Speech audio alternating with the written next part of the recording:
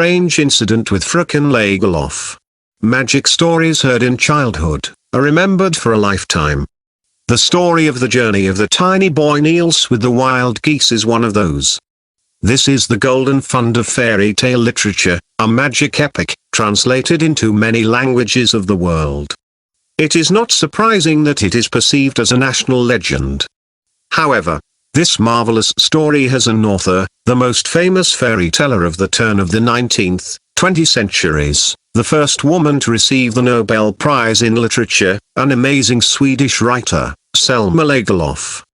And the appearance of her book The Wonderful Adventure of Nils Holgersson in Sweden with Wild Geese, the first volume published in 1906, and the second one in 1907, is a completely unique phenomenon that can be described and tested either by psychics and clairvoyants, or by teachers and psychiatrists. Let's start with the teachers.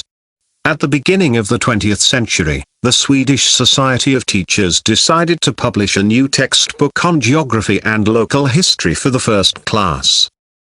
There was a wish that the textbook to be fun, and at the same time truthful, understandable for children. The society turned to the well-known writer, in the past primary school teacher Selma Lagerlöf. Selma decided to create an unusual textbook, where there would be not only descriptions of forests and fields, cities and villages, but also ancient legends and fairy tales of each area of Sweden. And the main thing is that the mood of the book should form a child's love for the motherland. So, it turns out, the fairy tale about Nils is the textbook of local history, 2 huge volumes, where all the cities, fields and rivers are described, over which the enchanted boy flying on the goose martin. Surprisingly, but Selma Lagerlöf right on the pages of her textbook, seriously stated that the story about the journey of a boy with wild geese is a true story, which Nils told her about. Of course, few people believed the writer.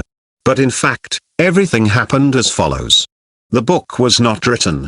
Selma understood, it is necessary to combine reality and fiction, but how to do it?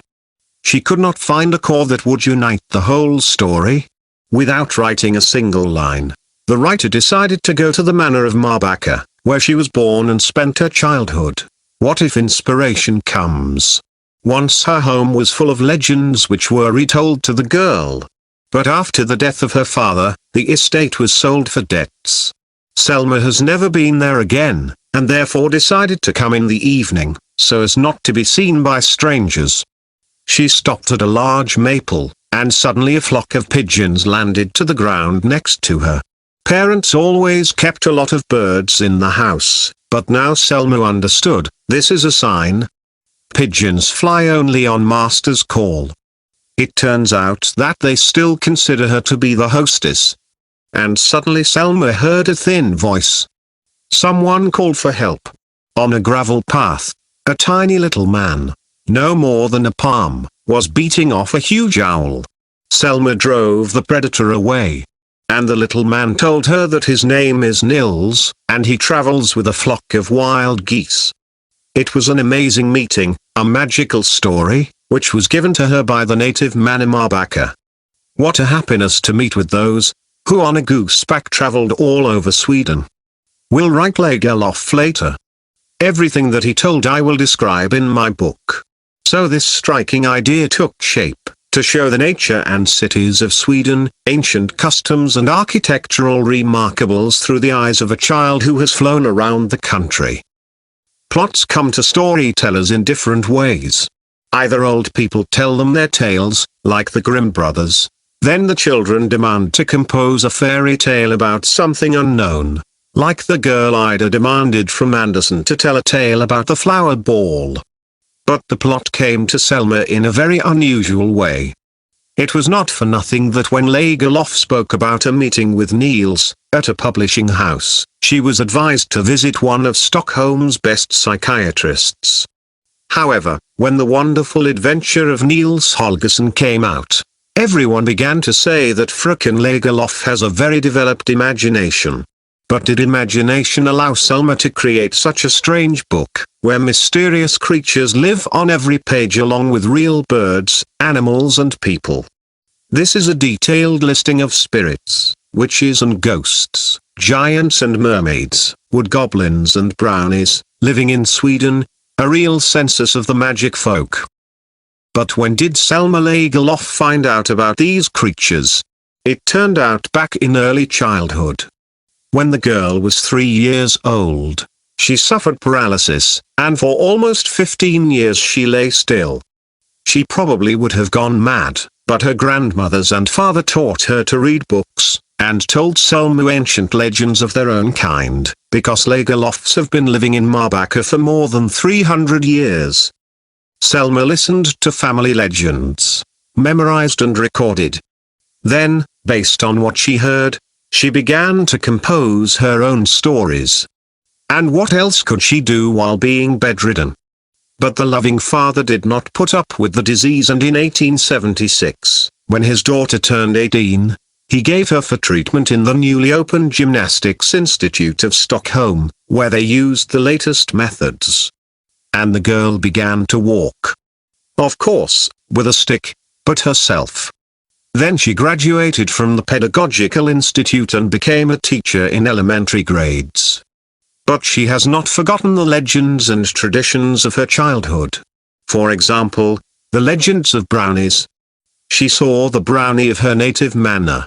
Grandmother left him milk in a thimble and persuaded a sick girl not to be afraid of night rustles and noises. And one day the brownie appeared to Selma, shaggy and eared. He mumbled a song to her. Next time the girl was sitting on the bench near the house, where her father had taken her for a walk, and suddenly, having looked narrowly, she saw in the window real ghosts. To the sounds of ancient music in the fluttering of candles, people in old costumes danced in the great hall of Marbacka. And Selma realized that these were her ancestors, whom she knew from old portraits. The writer herself suspected that the case was in her old manor. Within the walls of her native Marbacka, there were so many family legends and secrets, that one of its inhabitants simply had to become a storyteller. And she became. It turns out that it was not for nothing that she suffered as a child. Sometimes the disease determines fate. And although, after the death of her father, the estate had to be sold to strangers, but in the pages of all the writings of Lagerlöf, the ancient legends and traditions of Marbacka sounded. Eventually, the writer recognized the plot of her legendary book, The Wonderful Adventure of Nils Holgersson, in the Garden of Man in Marbacka. But the book was met frankly viciously. The teachers were indignant, not understanding the genius of the new type of textbook design. When will this protracted flight of boring birds end, and the correct numbers and facts finally begin? The critics were full of earnest bile. They called the work the flights of a foolish fantasy of a lame writer, and the failed medley of the fantastic dreams of the old maid. It was so humiliating that Selma could not even find the answer. But the children themselves, their parents and progressive teachers answered. They filled up the tiny apartment of Lagerlöf, her publishing house, and the Society of Teachers with letters reviews, where they sincerely called the textbook the best for the whole era of pedagogy. The public even nominated a writer for the Nobel Prize. However, pundits have never awarded prizes to women. The struggle for the award began, which turned into not just literary disputes, but a public discussion. Is it even possible to award such a prestigious prize to a woman? It got to the point that children and parents threw demands at the Nobel Committee, and in 1909 Selma Lagerlöf became the first woman in the world to win the Nobel Prize, in recognition of sublime idealism, vivid imagination and spiritual perception. After receiving the Nobel Prize, Selma first of all bought out her estate Marbacka. No wonder that evening, when she met Nils in the estate, a flock of pigeons flew out to meet her.